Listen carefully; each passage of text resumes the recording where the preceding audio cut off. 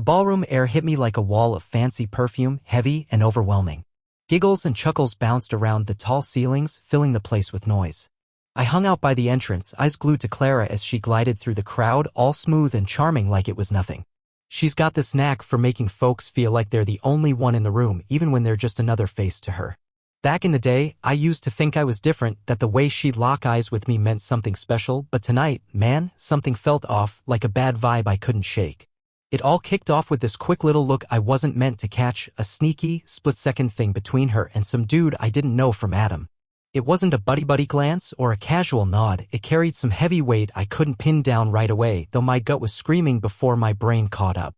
I tried brushing it off, telling myself I was reading too much into it, that it's just how people mingle at these shindigs. Clara always loved soaking up the spotlight.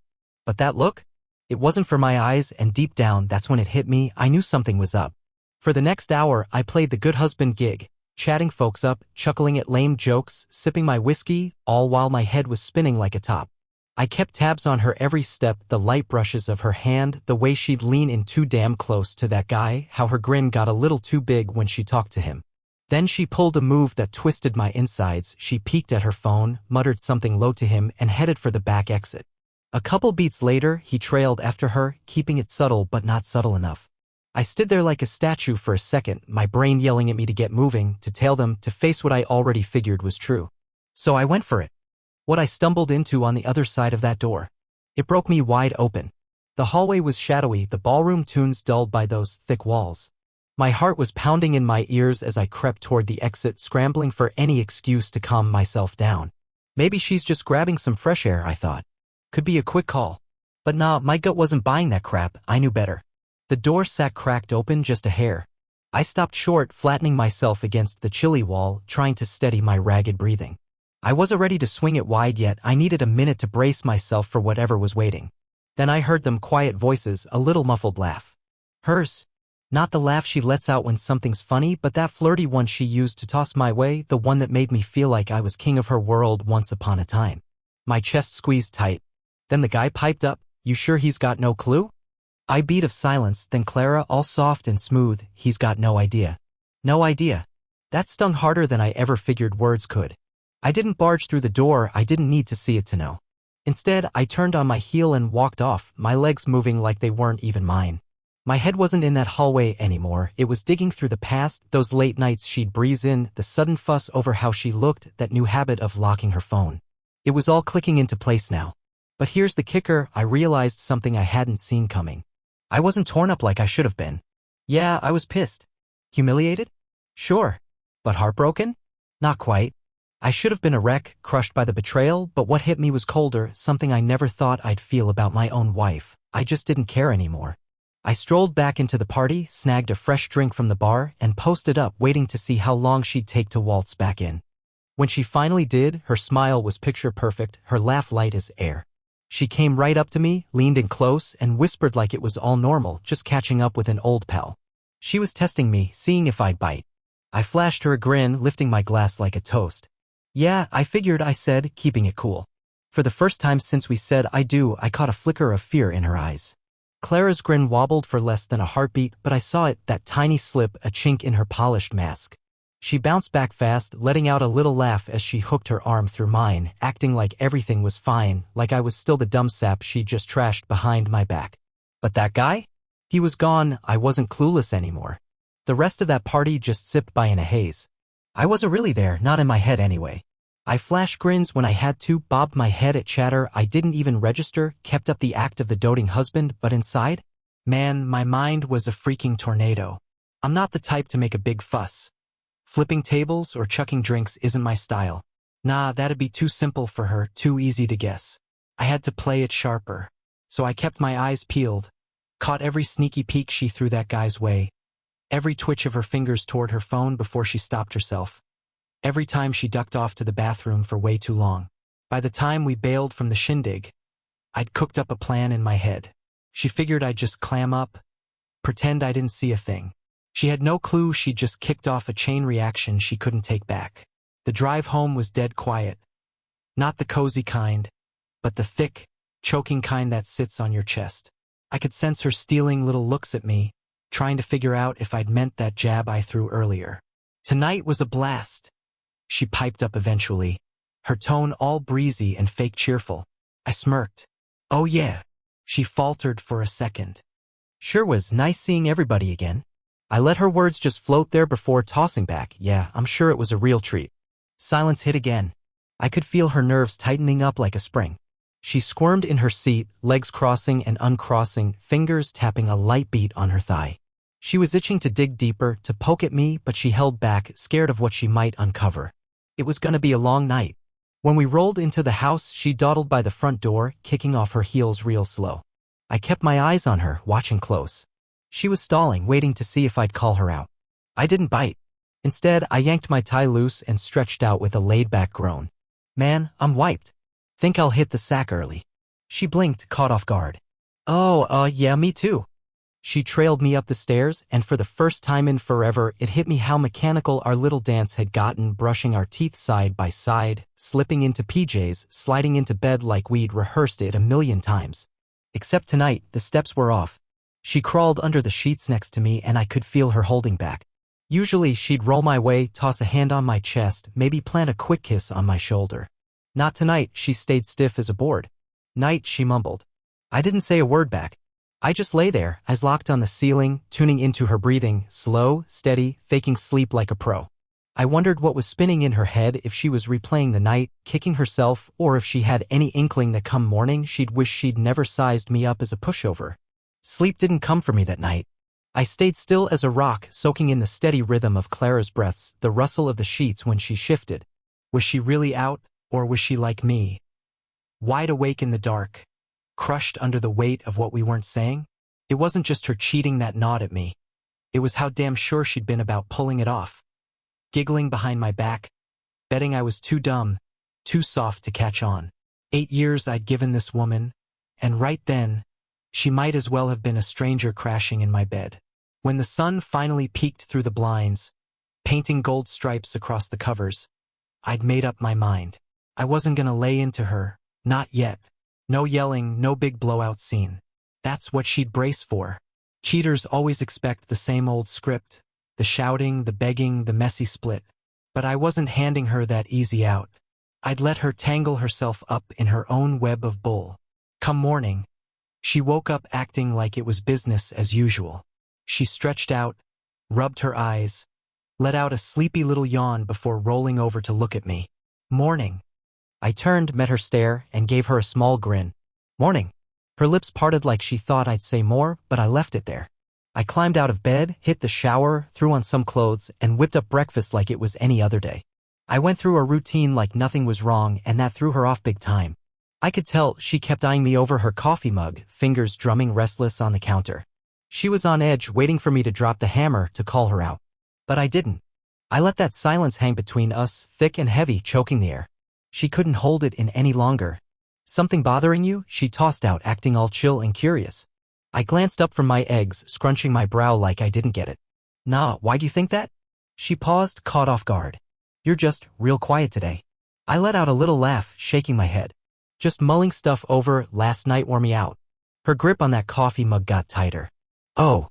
For once, I saw a flicker of doubt sneak across her face. She was starting to crack, and I hadn't even turned up the heat yet. I set my plan in motion, going through my day like it was no big deal. Off to the office, hammering out emails, zoning out in meetings, but my brain was locked on one thing. Nailing down some evidence. Clara's no dummy. She's careful. Not the type to leave sloppy clues lying around. But nobody's perfect forever. They all trip up sooner or later. That night, I rolled in, planted a peck on her cheek, and kept it as normal as apple pie. I asked how her day went, shot the breeze, even floated the idea of grabbing dinner out. She waffled for a sec but said yeah. And that was just what I was banking on. Out at that cozy little restaurant, sitting across from her under the low lights, I saw her phone buzz to life with a text. She flicked her eyes at it. Barely a heartbeat, but I caught it. A name I didn't know popped up. The way she tilted that screen just a smidge, that screamed everything I needed to know. The puzzle was coming together, and she'd soon figure out she'd been playing a game I'd already rigged. The text was quick. Just some stranger's name with a snippet I couldn't fully read. She tapped it off fast, locking the phone and stuffing it in her purse. But I'd seen plenty. She thought she had it all under wraps, always a move ahead. But nah. She just tossed me the first loose string to yank. I flashed a grin, swirling my drink around as I kicked back in my seat. You seem a little out of it. Clara's head snapped up, her fingers clamping down on her wine glass. What? Oh no, just checking the time.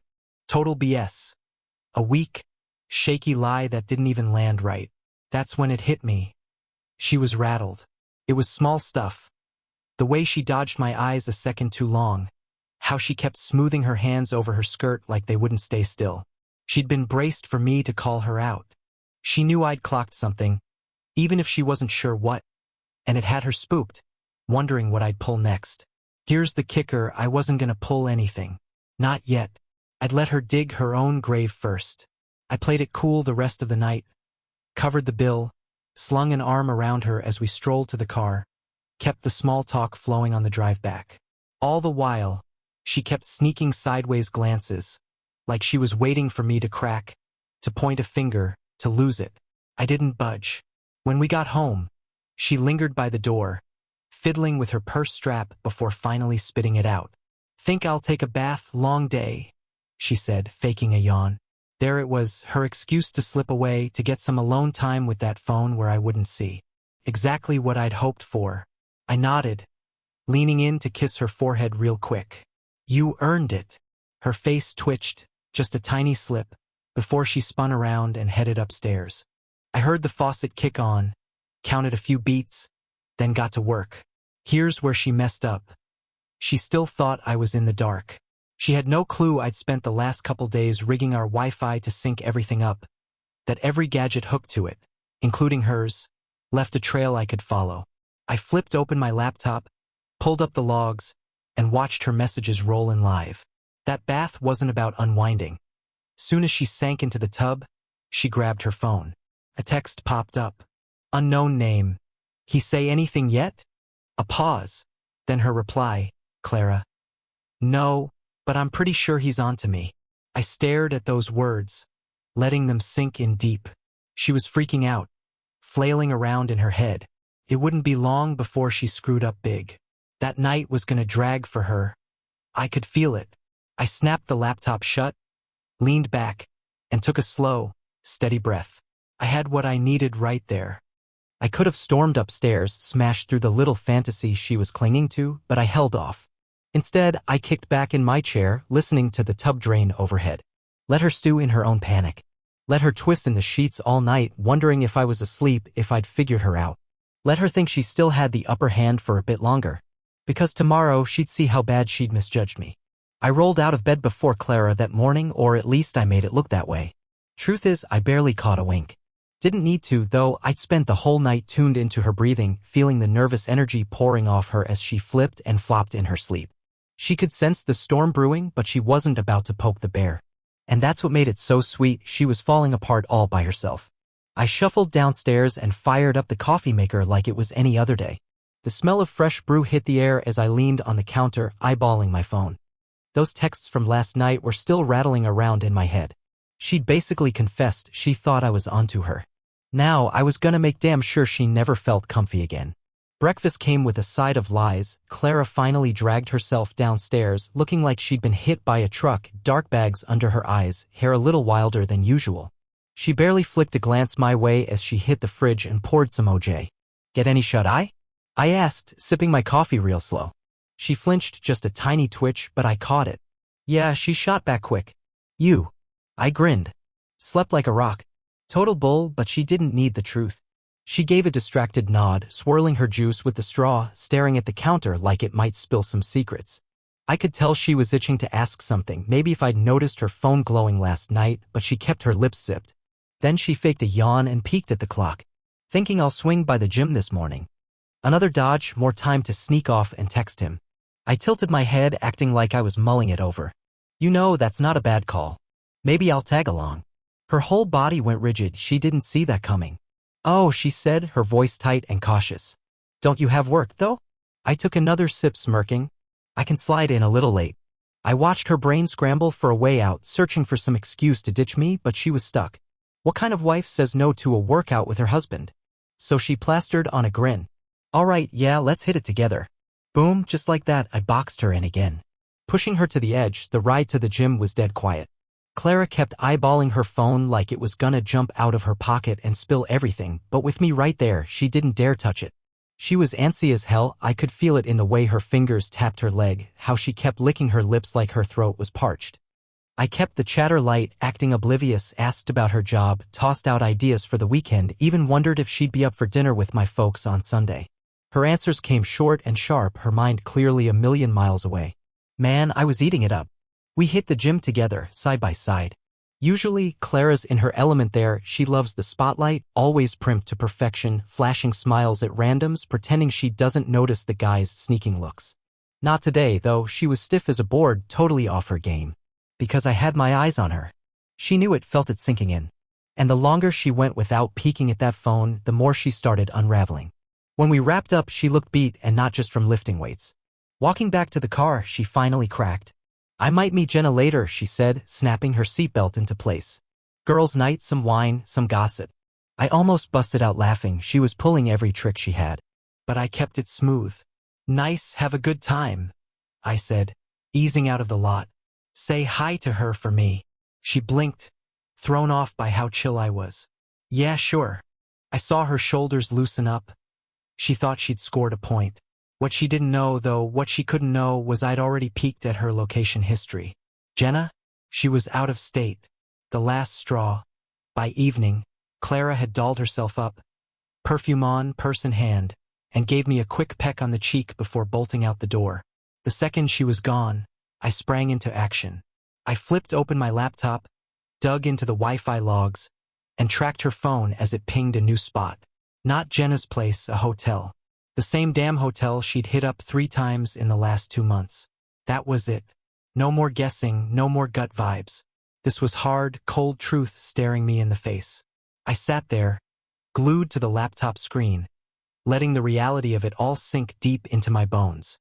She'd been running her little con, snickering behind my back. Well, guess what? It was my turn to flip the table now. While I watched her phone just sit there, parked at that hotel, it hit me hard. She had no idea I'd already nabbed her red-handed. I wasn't some chump fumbling around for scraps. She'd handed me the whole damn playbook, and I was hot on the trail to tear her world apart. The best part? She still thought she was coming out on top. I snapped the laptop shut, kicked back in my chair, and let out a long, slow breath. No point in blowing up or staging some big showdown right then. That's what she'd be ready for, what she'd rehearsed in her head. Nah, I was gonna let her shovel her own dirt pile. Laying the last trap, I glanced at the clock. She'd been holed up at that hotel for an hour, either tangled up with her side piece or winding things down. Didn't matter much to me. What mattered was she thought she was in the clear, and I was about to rip that rug right out from under her. I snatched my phone and scrolled to a name I hadn't dialed in ages. Jenna. Yep. The same Jenna she'd name-dropped for her girls' night cover story. The same Jenna who had no clue she'd just been dragged into this mess. I paused for a sec before hitting the call button. It rang twice, then her chipper voice came through. Hey, stranger. Been a minute, Jenna said, all bright and clueless. I kept it cool and easy. Hey, Jenna, just touching base. Clara mentioned you two were hanging out tonight. A beat of quiet. Then she sounded puzzled. Wait, huh? Jackpot. I chuckled softly. Yeah. She said something about wine and catching up. Jenna let out a quick laugh. Nope, I'm 3 states over at my folks' place. Haven't laid eyes on Clara in over a month. My hand tightened on the phone, but I played it smooth. Weird. She must have mixed things up. Jenna made a little TSK noise. Hold up. She told you this tonight? Like just now? Yep. A long stretch of silence. Then a sigh. Listen, I don't know what's up. But if she's feeding you a line about me, that's not cool. I hummed like I was just mulling it over. Yeah, not exactly great. She hesitated, then asked, You holding up okay? I grinned, though she couldn't see it. I'll be fine. Then I hung up. The sting of her lie. I leaned back, letting out another slow breath. That sealed it, the last spike in her coffin. Suspecting she was stepping out was one thing, catching her in a lie was another, but dragging her best friend into it as a shield? That told me this wasn't new. She'd been spinning this web for a while, smirking to my face without a shred of guilt. I was done playing the sucker. I peeked at the clock again. 2 hours and now she was still at that hotel. I cracked a little smile. Let her have her fun. Because when she walked back through that door, the real show was gonna start. Back to the real world, when I heard her car crunch into the driveway, I was already camped out on the couch, some random TV noise droning in the background. I wasn't watching it. Didn't even twitch my head when the door swung open. She strolled in, heels tapping the floor, her perfume wafting over before she even opened her mouth. "Hey, babe," she chirped, sounding like she just had the most wholesome night ever. I'm wiped. Jenna and I must have yapped for hours. I finally swung my eyes her way. Her makeup was still on point, but her lipstick was a little smeared and she smelled like cheap hotel soap. I grinned. "Oh yeah? What did you two get into?" She tossed out a breezy laugh, kicking her shoes off. "You know, the usual, work stuff, love life, all that girly junk." I nodded real slow. "Huh. Funny thing, I gave Jenna a call earlier." Dead air. Ice cold, heavy silence. Her whole frame locked up tight. She turned to face me slow as molasses, her expression blank but her eyes screaming panic. She tried a shaky laugh. "Oh, you did? What did she say?" I stretched back on the couch, draping an arm over the side. "That she hasn't seen you in over a month." And there it was, the second her whole game fell apart. Her mouth dropped open, her brain racing a mile a minute, her face draining white. I could practically hear her scrambling for a lifeline. What could she even say? What lie could patch this up? Her lips moved, then clamped shut. I let that quiet hang thick between us, soaking in every second of it. She'd been so sure she was pulling the strings, keeping her little secrets. But now? Now this was my show. Clara just stood there in the living room, rooted to the spot, her mouth flapping open and shut like she was a fish out of water. She was trapped, every slick lie, every smooth excuse, every bit of control she'd been clinging to. Poof, gone in a flash. I let that silence drag on, watching the freak-out creep into her eyes. Her fingers twitched like she was dying to snatch her phone, maybe check if Jenna had tipped her off, see if there was any way to claw her way out of this hole. But there wasn't a damn thing left to save her. We both knew the gig was up. She finally forced out a laugh, tight and empty as hell. "All right, fine," I went out, but, I threw up a hand, cutting her off cold. "Save it, you don't need to explain." She blinked hard. I got to my feet, tugging my sleeves straight, feeling lighter than I had in ages, maybe even years. "I'm done swallowing more of your BS. Don't want an apology either. And I sure as hell ain't wasting one more minute pretending this marriage isn't a total farce." Her face crumpled with panic. "Hold on," I brushed right past her, heading for the stairs. "Your bags are packed," I tossed back casual-like over my shoulder. "They're in the guest room, grab 'em on your way out." She froze solid. "What?" I turned, leaning on the railing with a smirk. "Oh, what, you thought I'd break down sobbing? Yell my head off? Beg you to tell me why you stabbed me in the back?" I let out a short, sharp laugh. "I've been onto you for days, Clara. Days. You weren't half as clever as you figured." Her hands balled up tight, her face going ghost white. "This isn't right?" I raised an eyebrow. "Right? Right's me pouring 8 years into someone who didn't deserve a second of it." She swallowed, throat bobbing hard. "We can work this out." "Nah, you can talk all you want, I'm done hearing it." For the first time I saw real fear spark in her eyes. Maybe she never thought she'd get caught in her own net. Maybe she never dreamed I'd be the one cutting the rope. She'd been running the scam so long, lying through her teeth, pulling strings, calling shots, but now? She had nothing left to play. And me? I was finally off the hook. Cutting loose, I didn't stick around for her to plead her case. I headed upstairs to the bedroom that didn't feel like mine anymore, snagged my car keys, and bolted. No aimless cruising for me, I knew right where I was headed. I pulled into the lot of this little dive bar just outside town, a spot I used to hit up back when life was simpler, before I got tangled in marriage and all the baggage that came with it. It was a place that still felt like the real me, the guy I'd lost somewhere along the way. I plopped down at the bar, ordered a whiskey, and let out a long, slow breath. For the first time in forever, I felt this calm wash over me. No more paranoia gnawing at my gut, no more doubting every little thing, no more faking it through the days. I was free, really free.